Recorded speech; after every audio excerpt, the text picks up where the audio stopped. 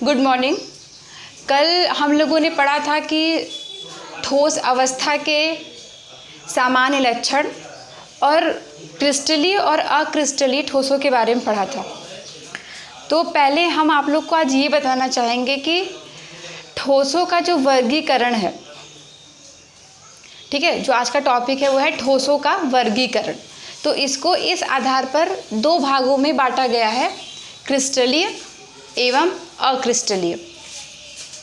तो क्रिस्टलीय अक्रिस्टलीय क्या है, कल हम लोग इस बारे में बात कर चुके थे, लेकिन एक बार फिर से हम उसको रिवीजन करवा दे रहे हैं।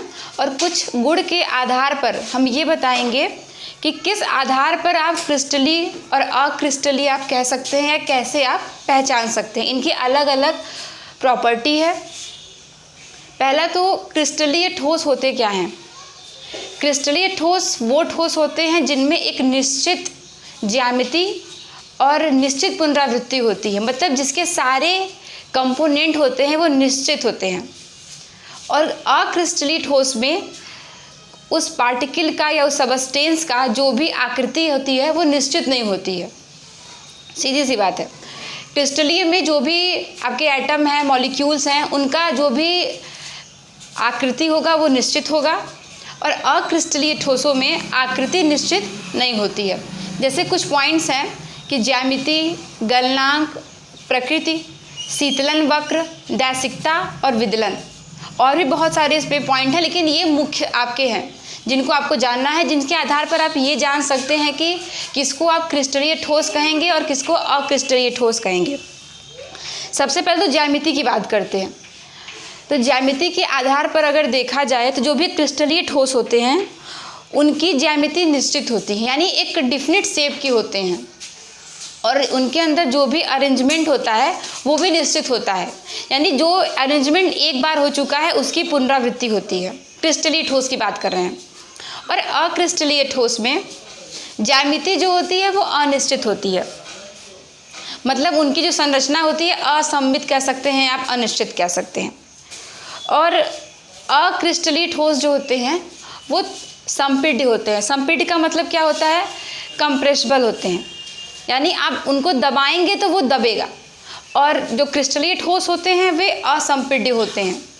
उनमें आप जब पार्टिकल को कंप्रेस करेंगे यानी दबाएंगे तो वो बहुत ही नगण्य दबेगा। तो आप कह सकते हैं कि पहला आप कह सकते हैं कि क्रिस्टलीय ठोस जो होते हैं वे निश्चित ज्यामिति वाले होते हैं और असंपीड्य होते हैं। और जो अक्रिस्टलीय ठोस होते हैं वो ज्यामिति उनकी निश्चित नहीं होती है और कुछ सीमा तक ये संपीड्य होते हैं, यानी कुछ लिमिट तक आप इनको दबा सकते हो, यानी कंप्रेस कर सकते हो। दूसरा गलनांक है। तो क्रिस्टलीय ठोस जो होते हैं उनके गलनांक निश्चित होते हैं, यानी एक निश्चित टेम्परेचर होता है कि इतने पे वो कूलिंग होगा। लेकिन अक्रिस्टलीय जो होता है उनमें गलनांक जो है वो निश्चित नहीं होता है। 2 पॉइंट हो गया। तीसरा पॉइंट आपका है प्रकृति, कि प्रकृति क्या होती है। क्रिस्टलीय ठोस जो होते हैं वे निश्चित गलनांक होने के कारण ही वे वास्तविक ठोस होते हैं। ध्यान दीजिएगा इस बात पे कि जो भी क्रिस्टलीय ठोस होते हैं उनका गलनांक निश्चित होता है, इसीलिए उन्हें ट्रू सॉलिड भी कहते हैं। जैसा मैंने लिखा हुआ है ट्रू सॉलिड, यानी क्रिस्टलीय ठोस की जो प्रकृति होती है वो वास्तविक ठोस की होती है। और आप इन्हें किस आधार पर वास्तविक ठोस कहते हैं, उनके निश्चित गलनांक के आधार पर, यानी क्रिस्टलीय ठोस का गलनांक निश्चित होता है जिसके कारण आप इनको ट्रू सॉलिड्स भी कह सकते हैं। और वहीं पर अगर हम बात करें अक्रिस्टलीय ठोस की तो इनका गलनांक निश्चित नहीं होता है, जिसके कारण इनको सुपर कूल्ड या स्यूडो सॉलिड्स भी कहते हैं। ध्यान दीजिएगा इस चीज़ को, ये क्वेश्चन पूछ सकता है 1 नंबर में कि अक्रिस्टलीय ठोस को और क्या कहते हैं। तो अक्रिस्टलीय को हम सुपर कूल्ड सॉलिड या स्यूडो सॉलिड भी कह सकते हैं। किस आधार पर कहेंगे, गलनांक इनका निश्चित नहीं होता है। एक एक पॉइंट को ध्यान से समझिएगा, क्योंकि ये क्वेश्चन जो आपके हैं ये लॉन्ग आंसर में तो नहीं पूछेगा, लेकिन शॉर्ट में 1 नंबर वाले में ये पूछ सकता है कि क्रिस्टलीय ठोस को आप और क्या कह सकते हैं और अक्रिस्टलीय ठोस को आप क्या कह सकते हैं। और अगर आप क्रिस्टलीय ठोस को ट्रू सॉलिड्स कह रहे हैं, तो किस आधार पर आप कह रहे हैं? तो आपको ये पता होना चाहिए क्योंकि गलनांक निश्चित होता है। इस आधार पर क्रिस्टलीय ठोस को ट्रू सॉलिड कहते हैं और अक्रिस्टलीय ठोस को सुपर कूल्ड सॉलिड या स्यूडो सॉलिड्स कहते हैं। इसमें एक पॉइंट और है जिसमें मैंने इसको वहाँ पे नोट नहीं किया, लेकिन आपको मैं बता दे रही हूँ। आंतरिक व्यवस्था, एक पॉइंट ये भी हो सकता है, आंतरिक व्यवस्था। तो अगर आंतरिक व्यवस्था की हम बात करें, आंतरिक व्यवस्था का मतलब आप लोग समझ रहे हैं कि अंदर की संरचना क्या है, आंतरिक संरचना क्या है। तो आंतरिक संरचना की अगर हम बात करें तो क्रिस्टलीय ठोस भी आंतरिक संरचना जो होती है, आंतरिक व्यवस्था जो होती है वो निश्चित और नियमित होती है। यानी जैसा अगर एक बार हेक्सागोनल बन रहा है तो बार बार हेक्सागोनल ही बनेगा, उसकी ज्यामिति जो होगी वो हेक्सागोनल की होगी। ये नहीं कि एक बार वक्र बनेगा, एक बार आयत बनेगा और एक बार हेक्सागोनल बनेगा, ऐसा नहीं है। क्रिस्टलीय में आकृति और ज्यामिति दोनों नियमित और निश्चित होते हैं। नियमित का मतलब होता है कि रेगुलर होती है, यानी एक आकृति के बाद ठीक दूसरी बार वही आकृति आपको मिलेगी। लेकिन अक्रिस्टलीय में ऐसा नहीं होता। जब मैं बात करूंगी कुछ एग्जांपल्स की तो आपको क्लियर हो जाएगा कि किस आधार पर हम ये बात कह रहे हैं कि ज्यामिति निश्चित होती है और अक्रिस्टलीय की ज्यामिति निश्चित नहीं होती है। मैंने 4 पॉइंट की बात की, ज्यामिति, गलनांक, प्रकृति और एक आंतरिक व्यवस्था। जो कि आंतरिक व्यवस्था मैंने यहाँ पे नोट नहीं किया, लेकिन आप लोग तब भी समझ सकते हैं। अब अगला आपका है शीतलन वक्र। शीतलन वक्र क्या होता है, पहले ये समझिए। शीतलन वक्र एक निश्चित ताप पर ये जो आपके सबस्टेंस हैं पिघलकर ठोस अवस्था में आ जाते हैं और इसी प्रकार जो आपका पिघला हुआ क्रिस्टलीय ठोस है, जब आप उसको ठंडा करेंगे तो एक स्थिर ताप पे वो जम जाएगा।